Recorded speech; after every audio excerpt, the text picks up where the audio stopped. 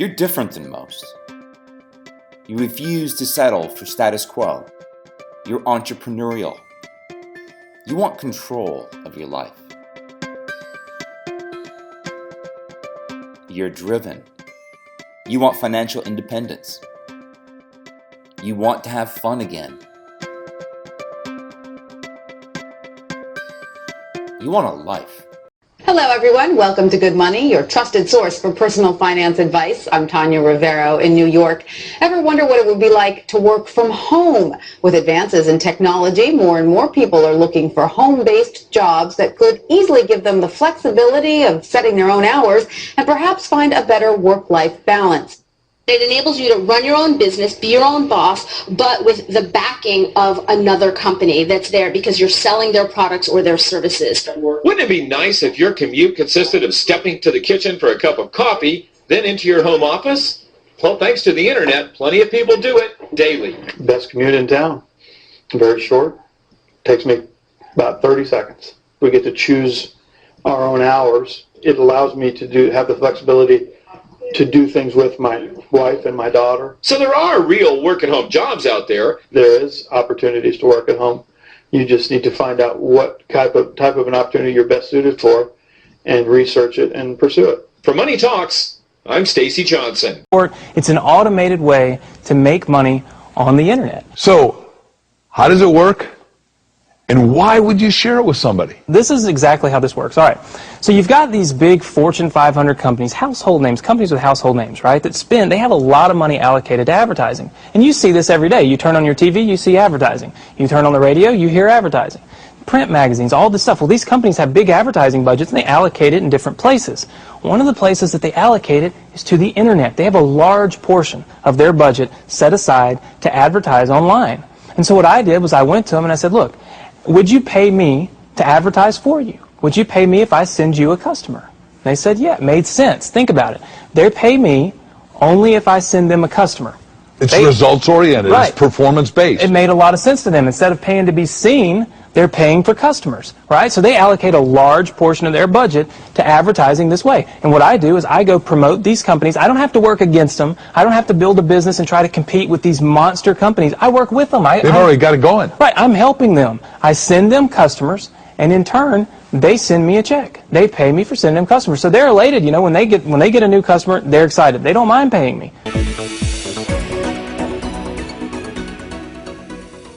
Hi, my name's PJ, and welcome to our short presentation. Have you ever wondered how the rich keep getting richer while broke people stay broke and the middle class seems to be shrinking? Well, this isn't nearly as mysterious as it may appear when you examine the specific differences in how broke people, the middle class, and the rich spend their money. Now, this is such a simple concept, yet so profound, it nearly knocked me out of my chair when I finally understood it.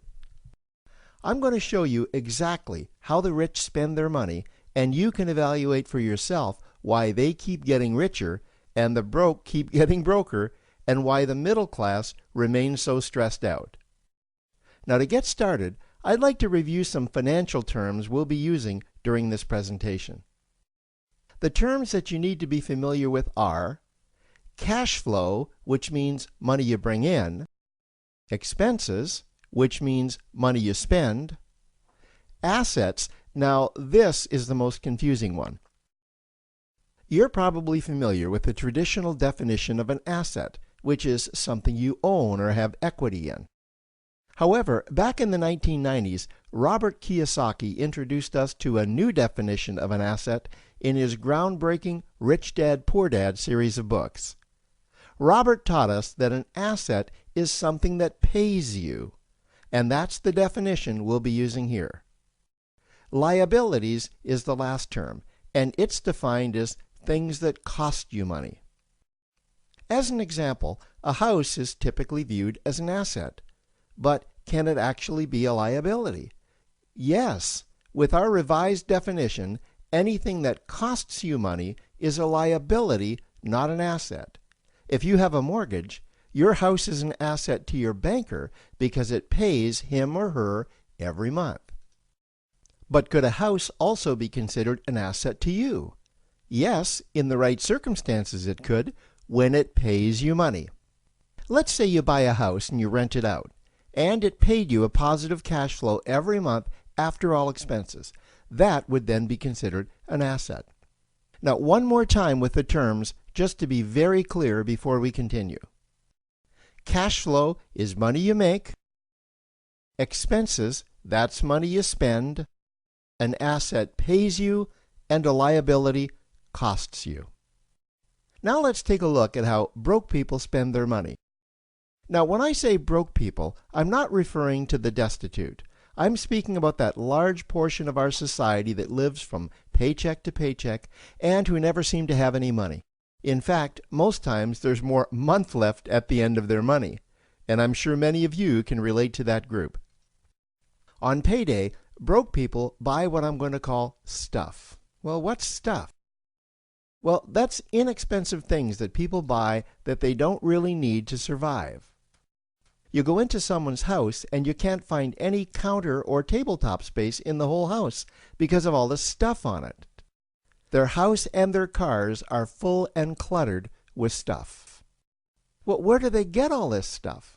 They buy it at the flea market, at the garage sale, at the dollar store, at the craft show. So cash flow comes in and then it goes straight out the expense column to buy stuff. You see, broke people never really educate themselves on assets and liabilities. They justify buying all of this stuff by claiming that it costs so little. But over the years, it's all they ever have. The problem is their cash flow never produced or created more cash flow. Now, please understand, I'm not undermining or taking any shots at this or any group. I just see a lot of financial difficulty out there, and it really doesn't need to be that way. Creating wealth isn't a mystery, it's a formula. The only reason someone doesn't create wealth is because they either don't know the formula or they don't apply the formula. Now let's take a look at the middle class. The middle class is the group that society mistakenly thinks are rich. They're not. Yes, they typically earn a six-figure income, and many of them appear rich, but it's what they buy with their money that keeps them prisoners of the middle class. What they typically buy are liabilities. Remember the definition of a liability? Things that cost you. By buying liabilities, the money gets pushed up and out their expense column.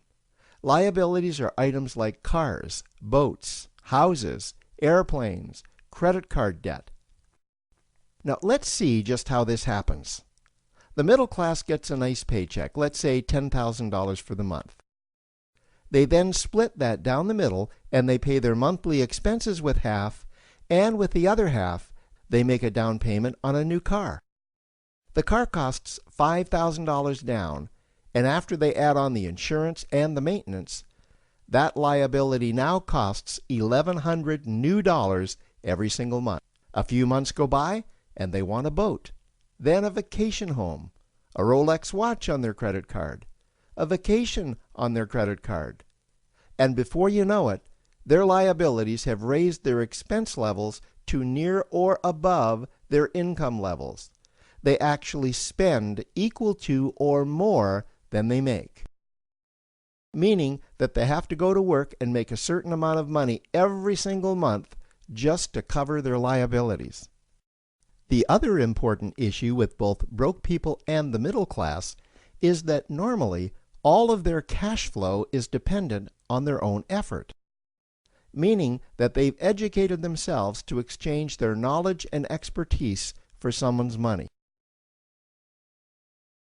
Also, the money they earn is usually the highest taxed form of income. Here's an example. An attorney is knowledgeable about law, so people pay him or her in exchange for that knowledge on an hourly basis. The problem here is that if the attorney isn't sharing that knowledge with a client, then the attorney isn't making any money. This causes lots of stress and anxiety in their lives, and if you ever ask them to take an afternoon off to play golf with you, well, they very rarely can because of how much money it'll cost them to take that time off. On the surface, life's pretty good.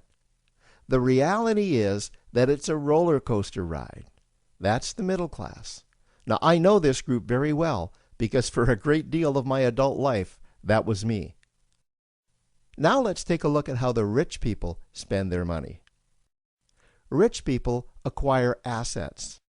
Again, an asset is something that pays you. If you want to become rich, buy assets that earn you more money. The money cycle looks like this.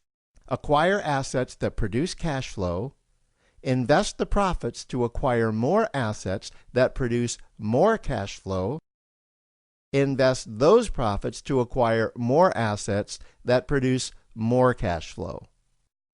The rich spend their money and acquire things that produce more money. Here are a few examples of assets that produce more money. Investments are the obvious ones: stocks, bonds, real estate. Education is another asset. If you learn how to do something that produces more money for you and you actually do it, that's buying an asset. There's a great quote that goes, "If you think education is expensive, you should see how expensive stupidity is." Another example of assets you can acquire that pay you are cash-generating opportunities, especially those opportunities that can create a passive cash flow. Passive meaning that once you build it up, the money continues to flow whether you're still building it or not. Here's a small example. Let's suppose you bought a pinball machine and you put it in a barber shop, and you don't spend any of the profits. You save them until you can buy another pinball machine and put it in another barber shop. This, by the way, was Warren Buffett's first business. If you don't know who Warren Buffett is, he's one of the top 2 richest men in America. The rich are extremely eager to find those passive cash-generating opportunities because those opportunities continue to pay them month after month, year after year, long after they've stopped working the opportunity. You know, I see this happen again and again with successful entrepreneurs. They find a passive cash flow stream that they build up, and it continues to pay them month after month, year after year. They then take those profits and multiply them in another passive cash-generating opportunity, and then again in another. In conclusion, here's what I've learned over the years. You can't find these passive cash-generating opportunities unless you're open to hearing about them. Then, once you find them, you must be willing to see what fits you and then act. Now, the reason I say this is that I once answered a hokey little ad that I ended up generating 7 figures from, simply because I answered that ad and then took action. These opportunities are out there, you just need to find them. You also must be opportunistic enough that when the right situation does present itself, you don't miss it. So remember, broke people buy stuff, the middle class buy liabilities, and the rich acquire assets, preferably cash-generating opportunities that can create passive cash flow. They then take that cash flow and invest it in another asset that produces more cash flow. That's the wealth creation formula. Now, I trust you found this introductory information helpful. Now, to learn about one of the greatest cash-generating machines on the planet, click on the link below to proceed to step 2.